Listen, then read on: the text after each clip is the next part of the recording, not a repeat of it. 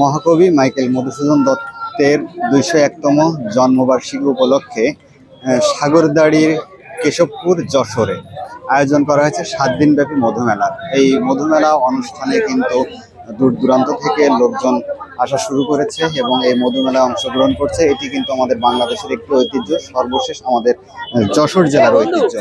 যশোর জেলার এই ঐতিহ্য কিন্তু সারা বাংলাদেশ ব্যাপী পরিচিত এবং সমাদৃত। তো আপনারা যারা এই মাইকেল মধুসূদন দত্তের এই মধুমেলাতে আসতে পারেননি কিংবা আসতে চাচ্ছেন, জানেন না কবে থেকে শুরু হবে, তাদেরকে জানিয়ে রাখছি ২৪ তারিখ থেকে ৩০ তারিখ পর্যন্ত কিন্তু এই মধুমেলা উদযাপন হবে। আজকে কিন্তু অনুষ্ঠান শুরু হয়েছে। তো আপনারা যারা আসেননি তারা কিন্তু অবশ্যই এই মধুমেলায় চলে আসবেন। সকলকে মধুমেলায় আসার জন্য আমন্ত্রণ রইল। আনন্দ